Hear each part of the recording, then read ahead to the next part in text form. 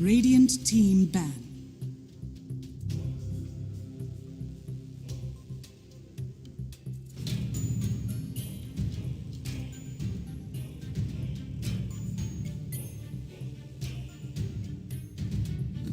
No. Team Liquid's turn to ban.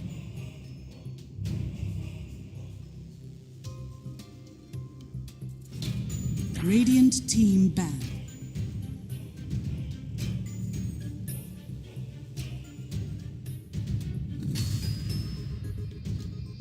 Team Liquid's turn to ban.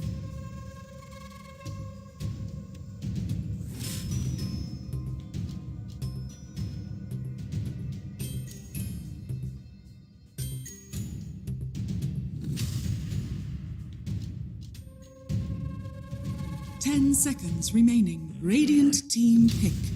Team Liquid's turn to pick.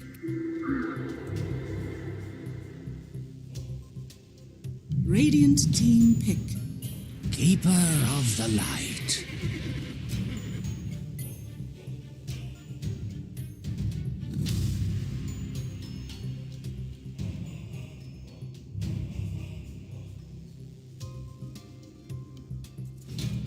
Ten seconds remaining. 5 seconds remaining.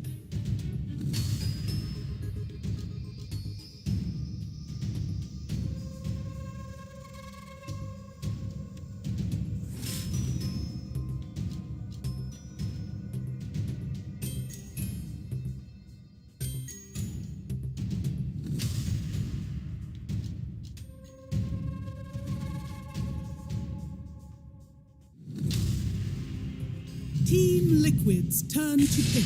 League's assassin. Radiant team ban. Bristleback.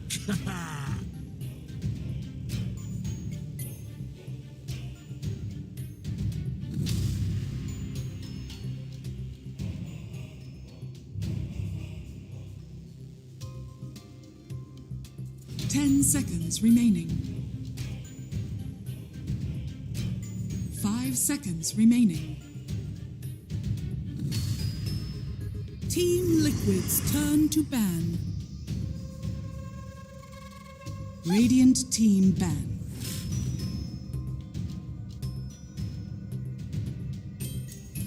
It is time for some upper division action. It is Team Liquid taking on High Coast, one best of 3. Who is the better team? Who will get that W? And who will get the best heroes? We are in the draft for the first game. We are joined by Purge on the big screen right next to us. We have Kyle with us as well as OD Pixel, and we are already started on the draft, and I believe, Purge, you can already give us your thoughts on the first couple of picks there. Yeah, sure. Cool stuff from Liquid. I know Kyle's been screaming about Bristleback for days and days, and Liquid's the only team to pick him out and do well with him. So that start out with Coddle as well. Team Liquid's turn cool to opening from ban. them Chicken Fighters to play an IO, so both drafts can be a little interesting. Liquid's turn to pick. Yeah, preaching the choir, Coddle Bristle. Still one of my favorite openers. Never forget MVP Phoenix. Just first doing those. Watching March just win games at the TI main stage by spamming that W button. Also, funny enough, when NoTail won his first Dream Hack, I remember hanging out in the Fnatic cabin. Jesus, this is like 2009. But he was watching the replay just giggling about how he spammed W, and they won the LAN. I mean, I guess that's what you got to do. Yeah. And nowadays, there's you got to, if you get the hairball, it's a bit of a D spam in and a Q spam, but it's tough actually. It's it's quite advanced. Yeah, you gotta hit Q if you get Ags too, because now it's basically Invoker. Yeah. Very difficult hero nowadays. Funny enough, it's one of my best heroes, and even though I don't play as often as I used to, I'm still pretty good at it. Well, I mean, you basically just have to press those buttons and then decide whether or not you're going to die or not. So, I mean, there's a lot of right-clicking for sure. You got to either right-click to go in or right-click to run away. So it's like, it's really W and forward and back, and that's about it. Yeah. I like this chicken, well, not chicken fighters, well, it's chicken fighters, but of course, High Coast Esports picks against them, though. Yeah, you've got the Nyx Assassins, you've got a bit of break against the Bristle, you've got an IO for those global movements to keep up with, keep the light dragging heroes up and down the map.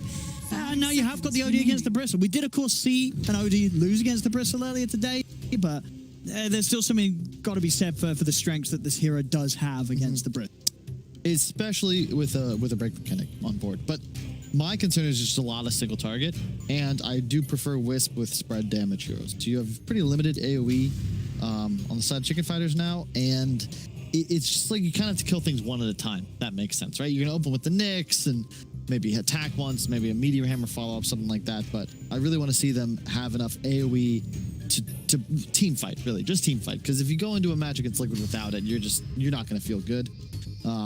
Liquid now with core picks upcoming. One of the spirits wouldn't be bad. I would like DK if it weren't against an OD. Yeah. But a point-click stun would be quite nice. I really like the Tusk against OD. We've seen it before, but it basically allows you to counter the hero.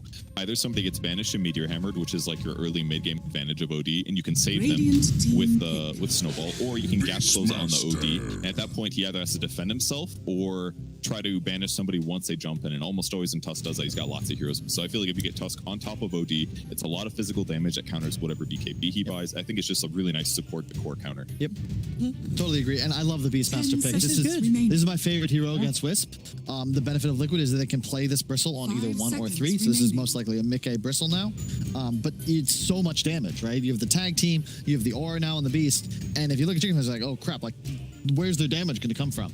You get vision control, you can roar the Wisp, and you can play really fast now as Liquid. I love Coddle against Wisp for the same reasons. This Liquid lineup, I tell you what would be really hot as a final pick if they wanted to drop it in mid. If they got Death Prophet with this lineup. Oh, actually, you know what I mean? I love that. The silence against those 3 heroes and the pace they could. I mean, I feel like it's got to be taken away from them. You had this grin on your face. I'm like, oh my god, I was going to say something. And then ridiculous. You liked it. You were surprised that I wish you had these sorts of ideas when we were playing together. It's like, I know, guys. I'll go PA. No boots, Battle Fury. That'll do it. What is that? Undying. Ooh, You don't like it? You're against strength heroes, against melee heroes. Yeah. It is team fight. It's just that if you look at, it's a lot of pressure on the OD to deal damage. You now have Wisp Undying Nyx, very low damage output, unless it's a Wisp core, which I saw Elephant do the other day in the China region, which looked pretty interesting. The concern is you just don't have really like stuns. Like it's a weird looking draft. It is. I think with IO Core, I feel better about it, because at first I was like, Nyx 3, I don't feel comfortable with this, but IO Core makes more sense at least, because he's gonna be able to get out of things like shards and stuff. If you micro your Helm of the Dominator illusion correctly, it's not too difficult to deal with these like kind weak disables like Coddle Slow, Bristle Goo. I mean, Roar's obviously a little scary, and Tusk can too, but it's gonna have armor from the Helm of the Dominator anyway. So I think IO Core is actually pretty solid here. It just seems more threatening, right? It's an IO in his creep chasing the Nyx versus him, I don't know, like tethering an offlane Nyx for a little. It just doesn't. You seem a lot more formidable if the Wisp is your damage dealer, and then suddenly the Chicken Fighters lineups looks nigh unkillable when you consider there's an Undying on the squad as well. I hope it's Core. Who would play it though? Oh, the IO. I assume Charlie? It's mid. Supreme? We've seen IO mid in Division 2 I don't know if I've seen Supreme play it though. I don't think so. It's not really his play style. He's more of your OD Lena player. Team Liquid's turn. I feel like I don't see it that much in safe lane. Mid, it ends up doing pretty good, but it doesn't know the matchup yet. I guess they could always pivot if they really need to, especially since OD is so flexible. But they banned you. They banned Death Prophet. You know, I was gonna say. I know. I said earlier. I was like, nah, they don't need to ban that. But correct me if I'm wrong. But is this not a pretty good brood game for Liquid? 5 seconds remaining. Oh God! In this phase, we saw Team Nigma ban it out every single time against This Team is Liquid. a disgusting brood game because you already have so much to deal with the Coddle, the Bristle, the Beastmaster pressure, and then there's Spite. Oh man! Void Spirit ban. Oh, It's a spider killer. Kills little babies. OD kill the babies a little bit as well. No. Not at all. Does nothing kill the babies? Nothing. Literally nothing. They got a Nyx stun and some spirits. Core IO with the spirits kills babies. That would probably be the best thing. But I guess it only kills them late. No, they explode on heroes. They do slight. Oh yeah, that's true. creeps, True. so it'd be Yeah. awful against babies. Yeah. I guess the eye is just dead. They're all just dead. Turn to They could pick. decay the spiders about 100 Okay. times. Look, another hero that does nothing against No, spiders. no, Nah, that's not true. Really? You can find How? it. You can find a thing. Yeah, you slam them, and the AOE damage, because the magic resistance is only 25% on spiders now, the spring magic damage is actually quite nice as well. Okay, that's true. 10 Okay, that's true. seconds. Brood remaining. is still a great pick. Sure, I think if it's just from the laning, you're going to be fine. 5 seconds. But maybe you're right. This will be a test, right? Is Monkey King enough to deter Liquid from picking Brood? Yep. No, yes, it is. Cool. It's a Okay. Vengeful No, Spirit. Also curious. It is a Charlie IO. Charlie IO. So 3 Venge as well. No, Boxy is no. playing. It's mid-bench. Boyfry is playing bench. Oh, it's the counter of the Monkey King. Swap him out of the True. Wukongs. And Yeah, swap him in, just kill him. What's a Monkey King to do? Well, I'm a little untrustful of Venge Core right now. Very curious to see what item build he goes. But yeah, the fact that he's a ranger against a melee is going to be better, so his lane won't be as bad. I love it. Let's hear from Purge. Final thoughts on this draft, Purge. I gotta go with Liquid. I feel like the Venge is a bit interesting, but it'll be able to protect Bristle and other heroes. And as long as he gets cool itemization and transfers into Ags at a recent tempo, then it should be really effective. All right. Thank you very much. We'll come back to you later on. All right. So 10 heroes on the board. We started out saying that Team Liquid is coming on paper, is coming in as the favorite here. Kyle, does a draft sway you a different direction, or are you on board with Purge I here? love this. So much physical damage amplification. They're going to be able to take Roche very easily. It'll be tough for Chicken Fighters to do that. I don't look at Charlie as an IO player either, but just keep, like, the damage amplification. It's so much. The auras, the bonus damage, the hard counter to the last pick Monkey. I believe in Koifa's Venge, and I think they're going to have like 17 buffs, and they're going to just walk down lanes after a Roche kill. All right, Owen. I kind of want to go with High Coast on this. I think that Nyx is pretty game ruining for Bristle. I think they're going to kill him. I think if this Monkey King is able to get farm and get items, I think this Monkey King will carry the game. Sure, Core Venge has its strengths in terms of messing with some of the Wukongs and stuff, but when it comes to just straight up carrying, if they don't lose this game, if they don't get steamrolled in like 25 minutes, I think a High Coast will win this. If they can hold off. If they can hold off like they held off against OG in game 2, High Coast will win this late. All right, let's see if they can hold off or if Liquid will take this first game. It is over to Capitalist and BSJ for game 1. It's quite an interesting draft, I would say, all around, BSJ. How are you feeling about this? We've got a Core Vengeful Spirit. We're going to be seeing a Core IO out of Charlie as well. And we're also going to be seeing a 5-man stack. Both teams are running 5 of their players to one side of the map, and we might just have a really big 5-on-5 fight to start the game. They've got the Beastmaster Hawk scouting out, so they know full well on the side of Liquid who's up here. Yeah, they're going to try and go for the shards. They do manage to catch Chessie in it. Follow up with a magic missile to try to bring down Chessie as quick as possible. Beautiful intel's going to stall things out, but the imprisonment only lasts for so long. Chessie's still trying to get away, but Mickey is hot on his tail with the quills. He's going to need 2 or 3 more of them. Maybe with Taiga leading up that damage. See if this last quill is close enough. It's barely outside of the range, but the ice shard is going to be there. Chessie has nowhere really to run to. He popped the salve to try and stay alive, but in the end, Koifa is the one to claim that first blood, while Mickey is sacrificed in turn. As a result, though, it looks like, and I'm going to try really hard not to call them chicken fighters, High Coast will manage to get 2 bounty runes all the same. Yeah, I didn't even have time to talk about the game or the draft. Just start off with a 5v5 real quick, just see how everyone's doing, see if everyone's awake today. I guess it's a time for them, but I just think the tempo from Liquid's draft will be too fast this game. Their wave clear is way better than the side of Chicken Fighters. When they picked the Beastmaster, the heroes they saw so far were OD, who really has limited wave clear than the Meteor Hammer, Nyx with literally 0, and IO starts to build up wave clear later, but doesn't have it for a while. And then they picked Undying. So I'm definitely very concerned for the Radiant draft in regards to Bristle running down lanes, Beastmaster running down lanes, Vengeful Spirit helping people do more damage as they run down lanes. He does go for the straight Ags, by the way. Koifa just goes shreds Ags. Maybe some Wraith fans. Okay. That's kind of interesting because you are so reliant. I'm not sure if you've seen this one before, BSJ, but Van Broken does not drop that illusion. And they do have a break I guess 'cause mechanic it's on the based on her Nyx. passive, right? Yeah, it's based off your passive. So if you get Nyx broken and killed off, you won't drop an illusion. That's interesting. They would have to burst him pretty quick. What's the break from Vendetta? I think it's like 3 seconds. Yeah, 4 seconds. not super long. I guess that's kind of reasonable. They have decent burst damage with the OD and the Monkey King. Of course, the other thing that is a little bit unique about this game is we aren't going to run a core IO. Not totally unheard of, obviously, but it is unheard of for Charlie to be playing it in a professional match. This will be his first pro game of IO. He has played it a lot in his pubs, apparently, as his account that he's currently on, that he hasn't used for pubs since 2018. He has played 80 games of IO just on that account. So you add in another 2.5 years of activity, and I'm pretty sure he's gotten some IO games. So, yeah, IO is definitely one of those heroes you got to specialize in.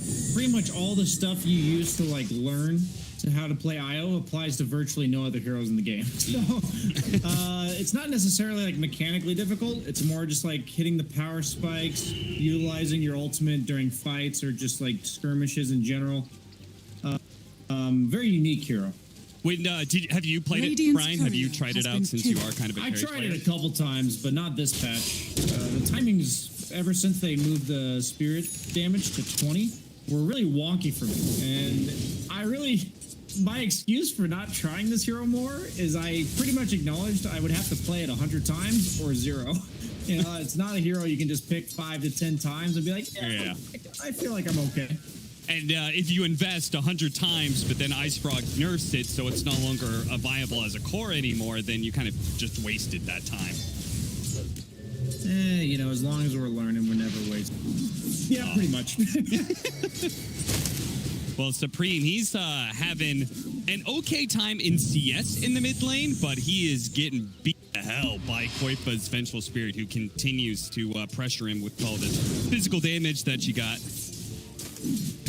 I like this adjustment Koifa's made. Usually he likes to go for the max wave of terror, as most Venges do in the mid lane, but since he's against Monkey King, who he can't really harass, he still in the max out the stun, because that's the only way he can kind of do it. Oh, as we see a first blood bottom. I didn't expect that, but the Tusk, the boar, level 3 boar, that thing's powerful. Don't forget our very early team fight at the start of the game, so not quite first blood, but it was the first blood of the laning phase anyway. Yeah, looks like Star Undying just get a little bit too far ahead of himself in that lane, which is something that I think is very easy to do with the Undying versus Tusk matchup. Now we're going to watch Supreme maybe get away. High ground hit. Evasion? No, the blast comes through. It was a good dodge, but ultimately Insania had a plan B if that hit didn't. I also wonder if Koifa is going for this max stun because he has a Keeper of the Light on his team. In the mid game, that damage output from pretty much a double stun is going to be pretty nuts. The 360 damage when maxed out on the Magic Missile. You saw there that usually Venge can't afford to spam this ability, and she doesn't like to go for bottle. So that gank was made successful by Insania giving him mana. Insania just trying to threaten the pull here, so Era is forced to mess around with that, rather than going for our carry. And Mickey is going to clear the bounty runes. Era does have a stun, though, so should be able to get it. No big deal. He's going to be chased down, though. They're going to do a lot of damage to him. Charlie also going to be forced to back up as his Undying goes down. Era does indeed fall up at that top lane. No real chance for him. He gives up his life, basically, to get that bounty rune. Yeah, Tusk is one of the few strength heroes that represents enough damage to bring down Undying in the laning phase. That's why I was a bit surprised they chose it. Most of the time when you see Undying against 2 strength heroes, you're like, you know, licking your chops. But that tag team, usually Undying's meant to take all of the damage away from these strength heroes. But all they did was shard him in and hit him, and he just died. Yeah, tag team. Incredible ability, especially with somebody like Beastmaster. It's got his boar and his aura to make sure everybody's attacking faster. Just full-on synergy there. But, I mean, Charlie is still getting farm. And I think that's ultimately... You're kind of okay with that, right? I mean, it's a tough lane. It's a Beastmaster lane. Yeah, the problem is it's all about who hits the Necrobook or the Helm Dom first. I think if Beastmaster gets the Necrobook first, then he's going to get absolutely booted out of this lane, and they don't really have somebody that can tank the roar and kind of occupy the lane to defend the tower. Timing here, the lining up of whether or not he's going to hit that Helm Dom first is concerning to me, despite the fact he is having good skills. Straight up Vanguard for Mickey. Wow, that's fast. Is very fast. I thought maybe he would try and go Soul Ring just to like keep up the sustain of mana in this lane, but I guess never mind. I forgot he's got a coddle. Ignore what I just said. Man, he's got to keep her alive. That's all you could ever dream of needing. What? You're saying you don't need a coddle and a Crystal Maiden? No, that helped even more earlier. That's the break your W key combo. This is more of the might have to vacation on that key or something. You know what I'm saying? Era does know what you're saying, and he also knows what Insanity is up to here, but he can't fully stop it. Only stops one of the stacks there, so ultimately there is going to be a lot of farm here for Mickey to be able to take over as soon as he's kind of bored and done with playing this out, especially since he's got the Wave of Terror to make it that much easier to clear stacks. Yeah, I think what makes Coddle so nice is that he is literally never in lane except to quickly walk over and give some Chakra Magic to Mickey. Most supports to be impactful have to consistently be in lane, which means they're taking experience, which means that they're not doing anything else on the map. Coddle is doing his job by taking no experience and then also stacking. So it's like quadruple the efficiency because you're getting it out of lane and then you're also getting it out of Turn around, prime the roar. Boxy immediately TPing out. Very smart. A snowball over the side is only going to delay his death. As Taiga is certainly going to be gone here. But still, they traded 1 for 1 and they forced rotations. I'm sure Liquid is still going to that exchange. Radiant's that was middle absolutely tower sick. is under attack. Roaring the Monkey King to make sure he couldn't get stunned before the TP. The Nyx stun was just a tad too late there. As Quakefoot gets the Arcane, could be a bit troubled. But Aaron's at least going to pay with his life. Yeah, Supreme turning his attention onto Boxy instead of going for Quakefoot here. Maybe just because he knows Quakefoot is pretty tanky to physical damage thanks to all that extra armor. And Supreme is getting kited around. Oh, that magic missile just did so much damage. And now Zippe, he's going to die too. This boar, it's relentless and it's not letting it go anywhere. Quakefoot with the triple kill. Oh, they're going to get a quad? It's weak early. He is now weak later. And he is now at a triple kill, maybe an ultra kill? No. Yeah, Charlie does manage to get away because the Nyx is already back up. Yeah, that Arcane Rune value was insane. 6.3 second cooldown on his stun throughout the duration. I think he threw out like 4 stuns in that one little skirmish. Well, we got our Hamlet Dominator here. Dire's middle tower is under Chesty also has his Meteor and the Hammer in the top lane, as we've put to good twice now on some heroes. That said, he won't really be able to pressure the lane too much if there's a Bristleback or a Coddle pushing out the lane against him. He's never going to get the opportunity to put that Meteor Hammer to work on the tower like Boxy is able to do here with the Necronomicon. Yeah, if you look at both drafts, like not only is the Beastmaster going to represent an immense amount of tower pressure bottom, but Bristle's more of like a wall top. And even if they eventually kill him, they'll have to invest so much and probably tank so many quills that they're not going to be able to translate it into an objective. And then Venge, since she's off to such a good start, there's also going to be a lot of tower pressure going on in the mid lane as Quakefoot is going to continuously shove that in. Radiant's so I'm kind middle of tower expecting to is have under to see the Radiant team, so I make say their name wrong, have to dedicate more resources to each individual lane that they want to defend or push.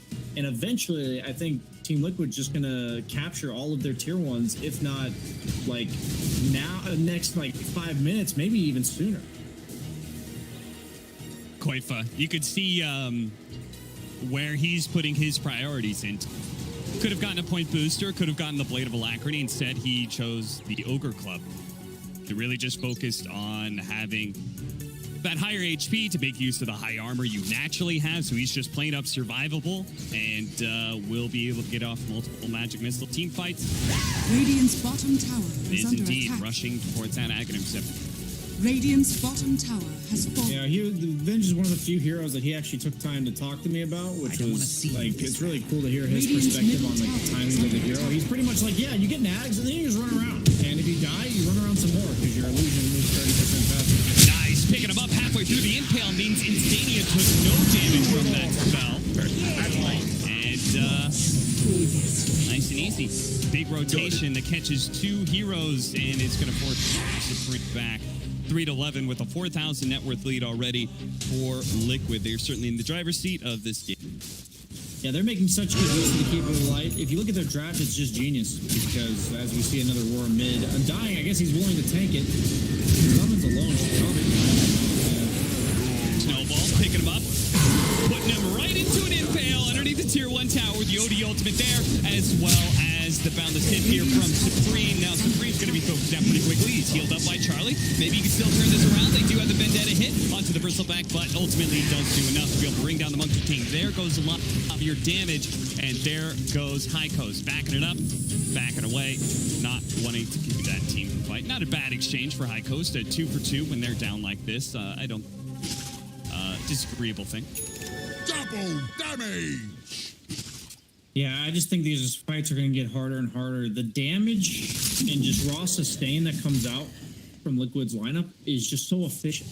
Like, the Necro Bucks are so efficient because the Beastmaster aura. Bristleback at this stage in the game is at his most powerful.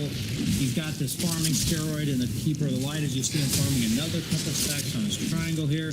Like, they're just going to accelerate so quickly, and I think it's going to be spelling the end of the Radiant team here once the Vince the Spirit Axe comes out. Yeah, we noticed this. So we watched the Coddle win in that first game of the lower division game, and then we saw Coddle again in game 3. And the one thing that I noticed was that while Coddle individually was doing a lot of stacking, as a team, I think it was No Bounty Hunter, was actually doing an equal amount of stacking. Every single time we went to this stat, I'd count it up and they'd be like, oh, they're only like 1 stack behind. They're actually fine. Very different situation here for High Coast, who stacked like once compared to Liquid having